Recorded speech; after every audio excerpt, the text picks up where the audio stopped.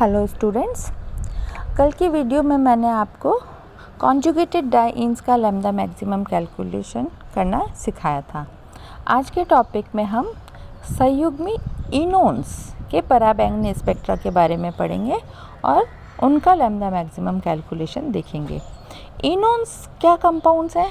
इनोन्स वे यौगिक हैं जिसमें कार्बोनिल समूह मतलब C डबल बॉन्ड O तथा संयुग्मन द्विबंध C डबल बॉन्ड C एक साथ पाए जाते हैं। जैसे ये नीचे आपको एक एग्जाम्पल दिख रहा है, यहाँ पर C डबल बॉन्ड C भी है और C डबल बॉन्ड O भी है। यहाँ पर दो डबल बॉन्ड तो हैं लेकिन एक कार्बन के साथ है और एक ऑक्सीजन के साथ है। ऐसे यौगिकों को हम इनोन्स कहते हैं। अल्फा बीटा असंतृप्त कार्बोनिल यौगिक संयुग्मी इनोन्स हैं। संयुग्मी इनोन्स में दो प्रकार के संक्रमण पाए जाते हैं। एक तो C डबल बॉन्ड O में पाई पाई स्टार ट्रांजिशन और एक C डबल बॉन्ड O में N पाई स्टार ट्रांजिशन पाया जाता है। प्रथम ट्रांजिशन जो पाई पाई स्टार ट्रांजिशन है वो स्ट्रॉन्ग एब्जॉर्प्शन बैंड देता है तथा निम्न तरंग दैर्ध्य पर होता है जिसे K बैंड कहते हैं, और द्वितीय संक्रमण जो N पाई स्टार ट्रांजिशन है ये कम तीव्रता वाला उच्च तरंग दैर्ध्य पर होता है, इसे R बैंड कहते हैं।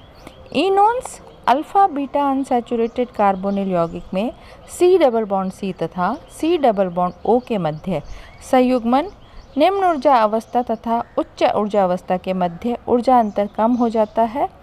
ग्राउंड एनर्जी स्टेट और एक्साइटेड स्टेट के बीच में ऊर्जा का अंतर कम हो जाता है जिससे इलेक्ट्रॉन ट्रांजिशन पाई 2 से पाई 3 स्टार के लिए कम ऊर्जा की आवश्यकता होती है, अतः ये संक्रमण अधिक तरंग दैर्ध्य पर होंगे। लॉन्गर वेवलेंथ पर ये ट्रांजिशन पाए जाते हैं। Alpha beta unsaturated carbonyl compound के लिए इलेक्ट्रॉनिक ट्रांजिशन को इस प्रकार दर्शाया गया है। ये जो आपको डायग्राम में दिखाई दे रहा है, पाई से पाई स्टार पर जब हम C डबल बॉन्ड C के लिए ट्रांजिशन देख रहे हैं, जब हम C double bond C single bond C double bond O के लिए ट्रांजिशन देख रहे हैं तो हमें क्या दिखाई दे रहा है? पाई 1, पाई 2, पाई 3 और पाई 4। यहाँ पर पाई 2 से पाई 3 स्टार में ट्रांजिशन है। ये पहला ट्रांजिशन है, पाई पाई स्टार ट्रांजिशन। दूसरी तरफ हम देख रहे हैं जो बीच में N है, पाई से N से पाई स्टार 3 में ट्रांजिशन, ये कहलाएगा आपका N पाई ट्रांजिशन, जो कि कहाँ पर C डबल बॉन्ड O के लिए हम, क्योंकि दो तरह के ट्रांजिशन हमने आपको बताए हैं कि एक तो पाई से पाई स्टार में होगा और एक N से पाई स्टार में होगा, तो आपको यहाँ पर ऊर्जा का अंतर दिखाई दे रहा है कि पाई से पाई स्टार ट्रांजिशन में कम ऊर्जा की आवश्यकता होती है और N से पाई स्टार ट्रांजिशन में आपको N से पाई स्टार ट्रांजिशन में कम तीव्रता वाला उच्च तरंग दैर्ध्य पर अवशोषण होता है। तो ये आपका अल्ट्रावायोलेट ट्रांजिशन जो है इनोन्स में हमने आपको समझाया। अब इन alpha beta unsaturated carbonyl compounds के लिए हम वुडवर्ड फिशर रूल के अकॉर्डिंग लैम्डा मैक्सिमम को कैलकुलेट करेंगे। तो calculating lambda maximum in enones, बिल्कुल जैसा कि हमने पिछले लेक्चर में आपको समझाया था, अल्फ़ा बीटा अनसैचुरेटेड कीटोन और एल्डिहाइड को पैतृक यौगिक मानकर इसके मूल मान निश्चित किए जाते हैं।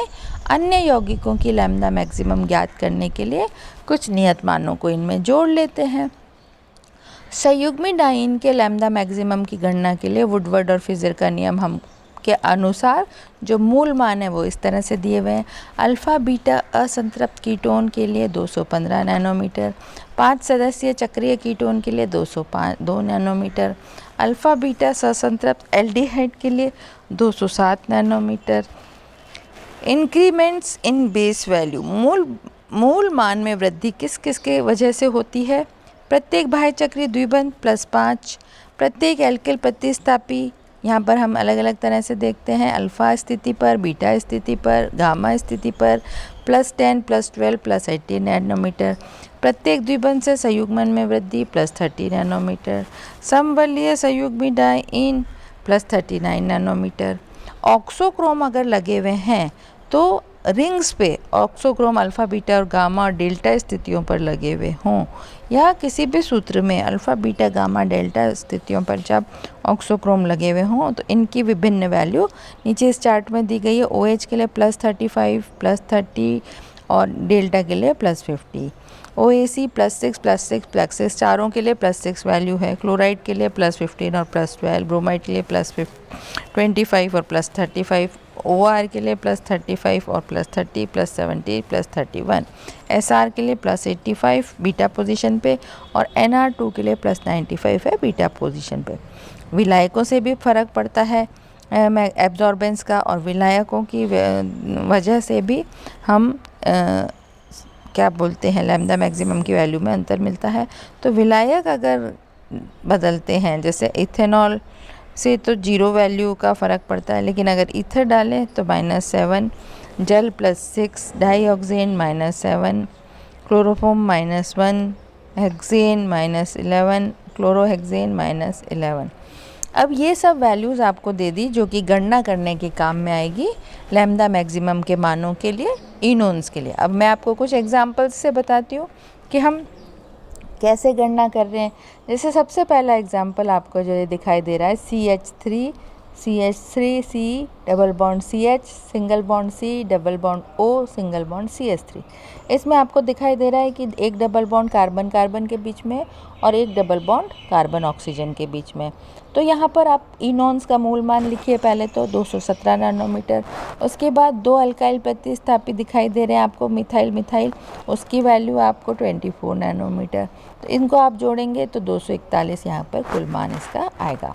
दूसरा उदाहरण हम देखते हैं, बेंजीन रिंग पर आपके C डबल बॉन्ड और CH3 और CH3 लगा हुआ है। यहाँ पर मूल मान 217, एक अल्फ़ा वलय अवशेष के लिए 10 नैनोमीटर, एक बीटा वलय अवशेष के लिए 12 नैनोमीटर और एक बीटा पोजीशन पे अल्काइल ग्रुप के लगने के लिए 12 नैनोमीटर। तो कुल मिलाकर 251 नैनोमीटर लैम्डा मैक्सिमम की वैल्यू है, और प्रेक्षित मान जो इसका है वो 245 नैनोमीटर है।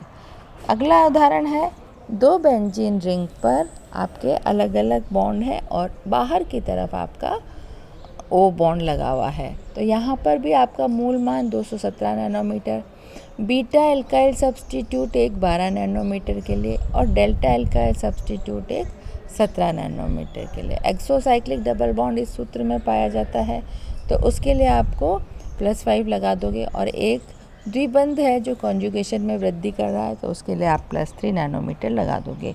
तो इस तरह से टोटल वैल्यू जोड़ने पर हमको 281 की वैल्यू हमको इसमें दिखाई देगी। नेक्स्ट एग्जाम्पल में देखिए, आप मूल मान तो 215 लगाना है। OH प्रतिस्थापी है एक कौन सी स्थिति पे, अल्फा स्थिति पे, उसके लिए +35 वैल्यू।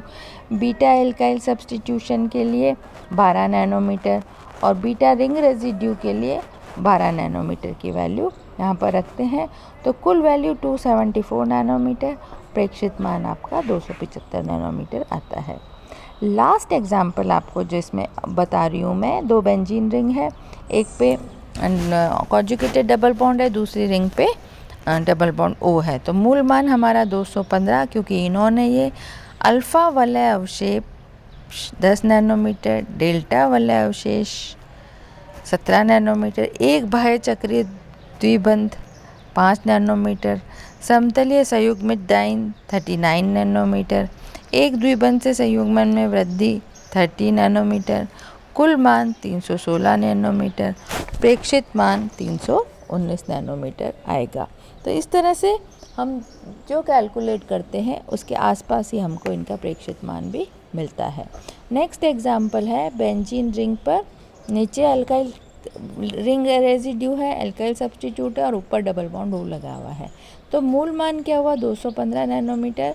इसके बाद बीटा अल्काइल सब्सटीट्यूट, रिंग पे बीटा की पोजीशन पे अल्काइल सब्सटीट्यूट का 12 नैनोमीटर और बीटा पोजीशन पर ही वलय अवशेष है 12 नैनोमीटर। तो कुल मान आपका lambda maximum is equal to 239 nanometre आया, जबकि इसके लिए प्रेक्षित मान 238 नैनोमीटर है। तो ये मैंने कुछ उदाहरण आपसे शेयर किए हैं। ऐसा नहीं है कि सिर्फ यही उदाहरण है जिनकी गणना आपको करनी है, हमने आपको कुछ एग्जाम्पल्स से समझाया है। वैल्यूज़ हमने आपको सारी दे दी हैं, लेकिन आपके एग्ज़ाम की दृष्टि से किसी भी तरह का एग्जाम्पल पूछा जा सकता है और आपको कहा जा सकता है कि वुडवर्ड और फिशर के नियम के अनुसार इसका वाले लैम्डा मैक्सिमम की वैल्यूज़ कैलकुलेट कीजिए।